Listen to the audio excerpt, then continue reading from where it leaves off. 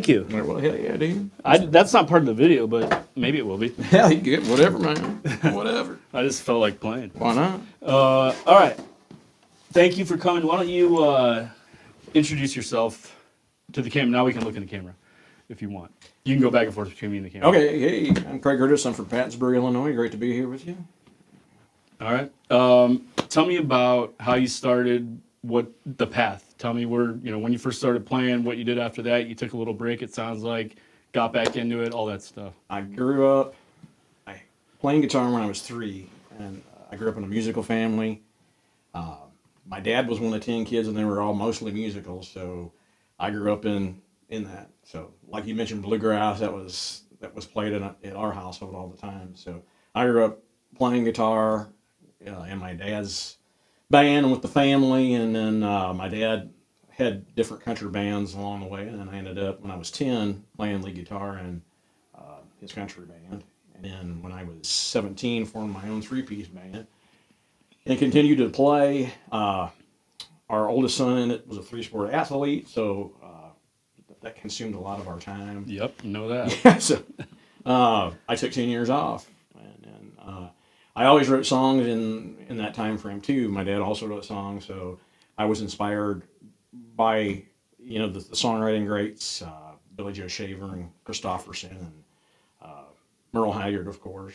And so, big Beatles fan. I listened to a lot of Beatles stuff and how they wrote, and so those were inspirations, and that's kind of, I got back into writing again. I opened for a Nashville-based band 2009 or 10, and they invited me to come to Nashville and write. So I did. I was only going to go for a year. I was there for about 5 years, and after I was there writing songs for about 5 years, I formed my band, went on the road in about 2016, and that's what I've been doing ever since. So writing and making music. Got it. Love it. So when you write, you started with your inspirations when you're a young guy, young buck, playing guitar, doing all that. When did you actually say, hey, you know what, I want to make my own music?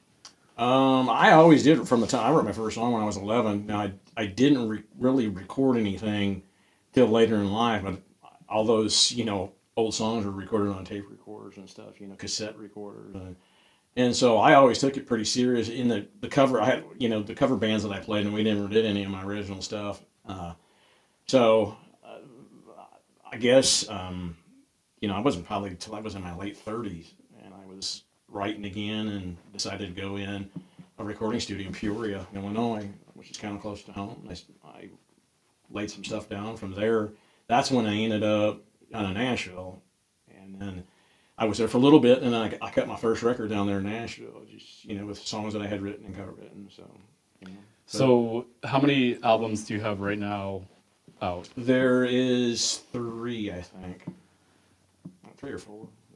And 3, the latest one, which I love, I think it's very well produced. So maybe, who produced that? We can give them a shout out here. This was recorded and produced at Soul Records, which is in Bright, Indiana, which nobody knows where that is, but it's not too far from Cincinnati, Ohio. So if you say Cincinnati, that's kind of the general location. Yep. So, yeah, and I guess my second record was Smoking, Drinking, and Gambling. It was recorded there too. So I guess I got 4 records out. So I forgot about the first Nashville one. But yeah. So this last one was recorded back there in the Soul Studios. It's small, it's a little bit bigger than this, your studio, but you don't have to have a huge studio to make good records. Right. I love it. I love the raw. I love Yeah. I love all that. So today you're going to play a song from the newest album. Tell me about the album in its entirety. And then after that, if you don't mind just breaking down what Highs and Lows is all about. So I had the majority of the songs for this new record, Highs and Lows, in the can. I had them written. And so there was one particular song on the record called Highway Sounds. And I write a lot of songs about the road and the highway because I'm on the road all the time, it seems like. So we were going to call the record Highway Sounds and lead out with that song called Highway Sounds. And my wife and I were actually traveling to a gig somewhere, and we were talking about the ups and downs of life and the highs and lows, not just of the music business, but in life. I'm like, man, that roller coaster ride of life. And it's nothing but highs and lows. And I looked at her and she goes, that might be a better title for the record than Highway Sounds. I said, yeah. I said, but I don't have a song for it. So I went, and that was the newest song on the record, was a title track called Highs and Lows. So I just actually had written that, a month or so before we went and started cutting tracks for the record. So it was a baby when we recorded it. So the title track of the album, you added late in the game because you felt like you needed to have a title track to match the album name. I thought, and the producer engineer goes, well, you don't have to, and you don't have to lead out, with that. I go, I don't know how you feel, but I think you do. Yeah. If you're going to have a record in the name of the record and you got a title track, I think that you should lead out with that. So he argued with me about that, but finally decided we're going to lead out with the title track called Highs and Lows. So, yeah.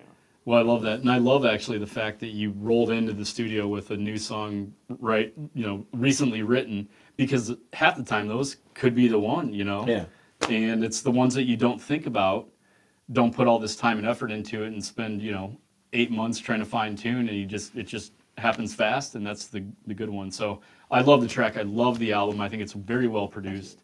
And you're going to play that for us today, that song.